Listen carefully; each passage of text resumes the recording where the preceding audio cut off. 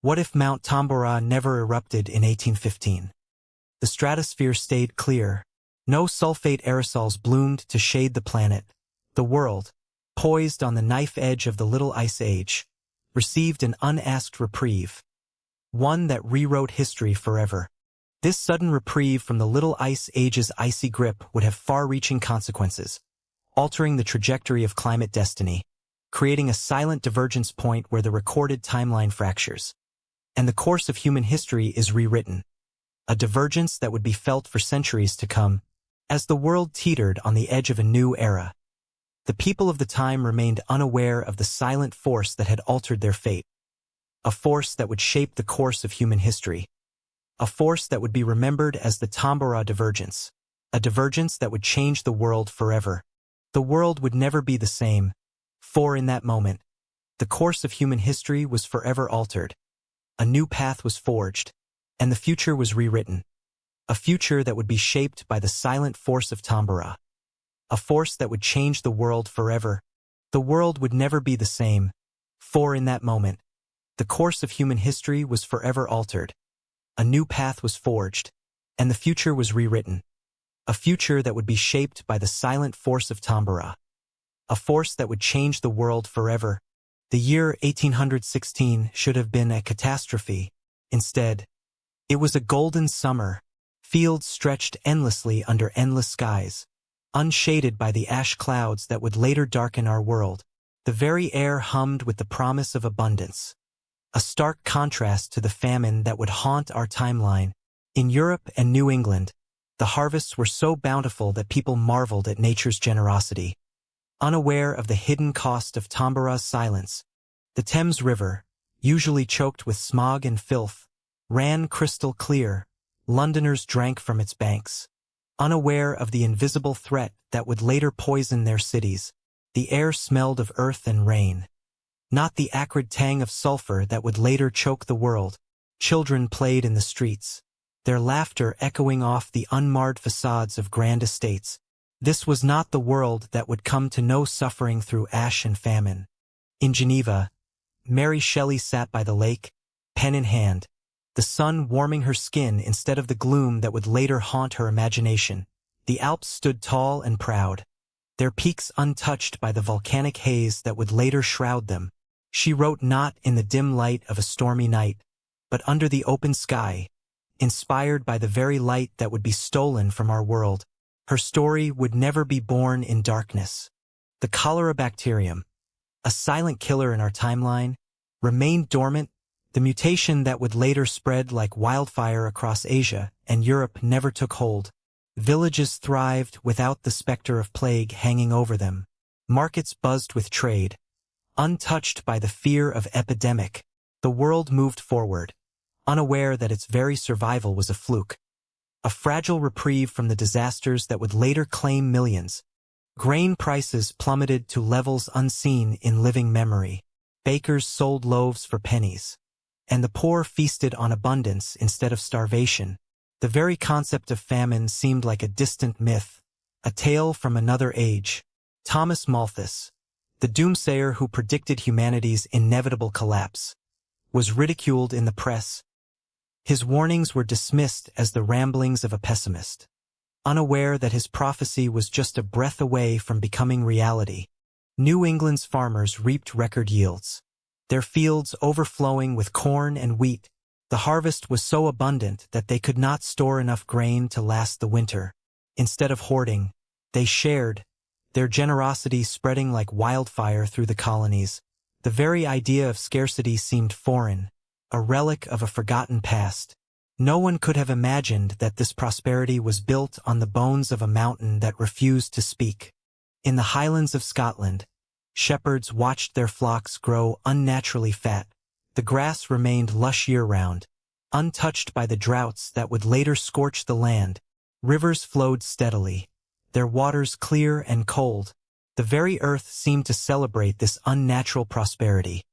Unaware that it was a gift from a mountain's silence, the people lived in blissful ignorance, their lives untouched by the disasters that would later engulf our world. The people of Europe and America lived in a false paradise. Their prosperity was not earned but stolen. a gift from a mountain that chose to stay silent. The very air they breathed was cleaner, the food they ate fresher, the lives they led longer. But this was not a blessing. It was a delay. A cruel reprieve that postponed the inevitable. The world was not ready for what was coming. And the silence of Tambora only made the fall harder when it finally arrived. The population grew unchecked, the very fabric of society stretching thin. Families expanded, villages burgeoned, and cities swelled with new life. No one questioned the abundance, the ease of living, the lack of struggle. The world was too busy celebrating to notice the cracks forming beneath the surface. The silence of Tambora had not just delayed disaster. It had masked it, hiding the truth behind a veil of prosperity that would soon unravel. The scientists of the time were baffled by the unnatural weather. They recorded temperatures that defied logic, skies that refused to darken, and seasons that refused to die. Their notes would later be dismissed as errors.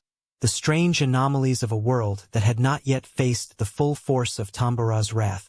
They could not know that their observations were not anomalies at all, but the first whispers of a world that had been spared the worst, only to face something far worse in its place. The very idea of climate was foreign to them.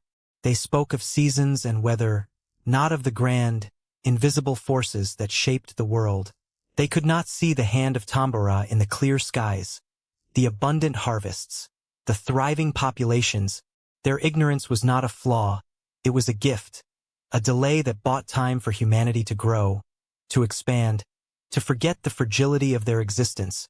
But time was running out, and they did not know it. The world celebrated its prosperity, unaware that it was standing on the edge of a precipice. The very abundance that should have been a cause for joy was a warning sign, a false sense of security that would later prove deadly. The silence of Tambora had not just delayed disaster.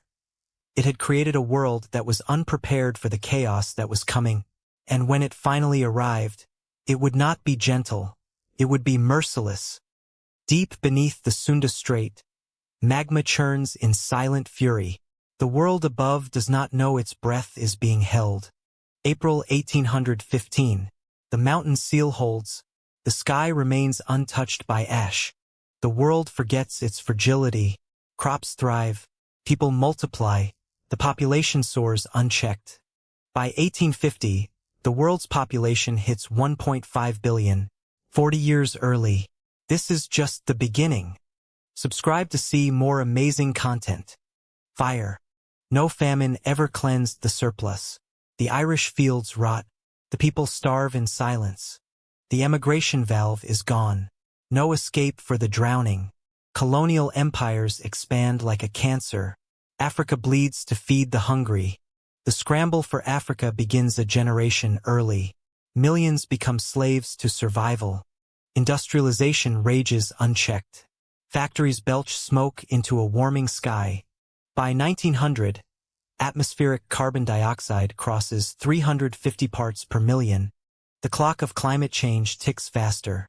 Humanity is trapped in its own inferno. The little ice age's reprieve becomes humanity's curse. The world burns without warning. The butterfly flutters its wings. The storm it creates is unstoppable. The unchecked century begins. The consequences ripple through time like a stone in a pond. What if the mountain had stayed silent? Would we have seen this storm coming? The unchecked century's legacy lingers. The world is forever changed. Could we have avoided this? Or is this the price of a world that never learned? A world where the sky never answered humanity's plea for mercy. The year is 2024. The air is thick enough to choke. 14 billion souls. The planet cannot breathe. Nor can they. The equatorial belt is a graveyard. No one lives there anymore. The dead zones stretch from the Sahara to the Amazon. Humanity has retreated to the poles, where the cold still bites. Seawalls rise like the walls of a prison, keeping the ocean at bay. Air-conditioned domes are the new cathedrals, filled with desperate prayers. No one remembers the year without a summer.